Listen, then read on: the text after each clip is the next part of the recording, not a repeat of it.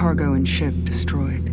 Thanks to a slick opening that includes nostalgic narration and busted tracking on the VCR visual effects, the first minutes of Alien Isolation are far better than any piece of last year's dreadfully disappointing Aliens Colonial Marines.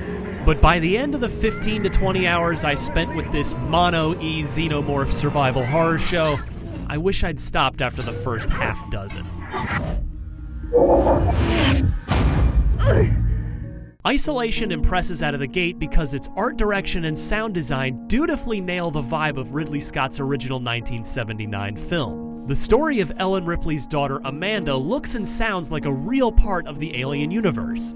From the DOS-based, futuristic computers and their scanline CRT monitors to the fear-enhancing orchestral score, Isolation clearly did its homework in the AV department. Maybe there'll be some closure for you.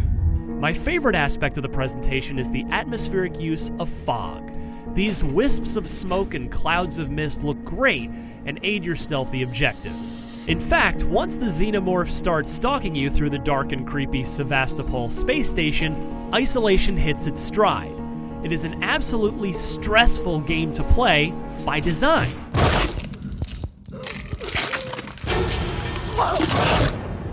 About 99% of your stalker's movements and actions are unscripted, so you genuinely never know if it's going to leave you alone for minutes at a time, crawl into the ventilation ducts in the ceiling and then immediately drop back down, or sniff around the room you're hiding in for 3 minutes, forcing you to wait it out. The slightest sound, light source, or sight of you will cause the serial murdering lifeform to charge and kill you.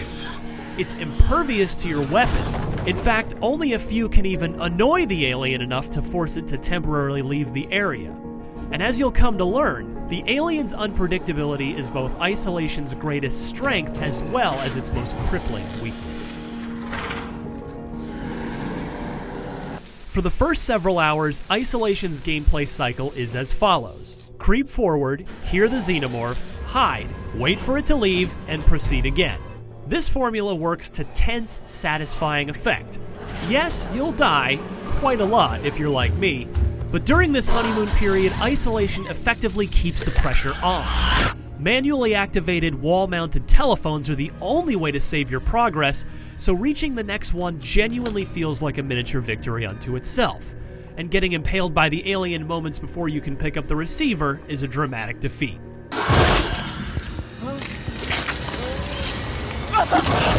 The clumping of the alien's footsteps, the bassy whump of it skittering around in the air vents above you, its angry shrieks and hisses,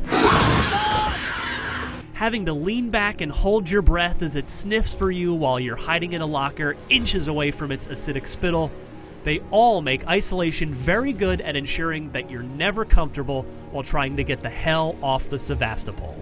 A handful of timed hacking minigames you must complete while the creature can be lurking anywhere are also high points of fear. Unfortunately, the campaign mirrors the Sevastopol itself. The longer it drags on, the more it falls apart as it tumbles out of orbit and towards a gas giant. Ripley's nightmare became my own as Isolation moved its goalposts back so many damn times that I had to laugh. There's an oddly extended alien free stretch midway through that pits you against aggro androids instead of organic terrors. Though the hide-and-seek gameplay remains the same, the scares disappear without the singularly lethal force stalking you. It's disappointing that in the late game, Isolation simply spends hours making you run a funless gauntlet and contend with everything it's thrown at you so far simultaneously, rather than throw a new gameplay twist at you.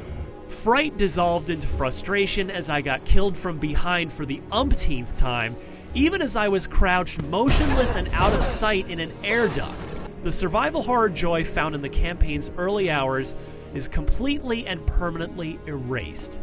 Even when you finally reach the end, it's an underwhelming conclusion that doesn't adequately pay off the 20 hours you just survived.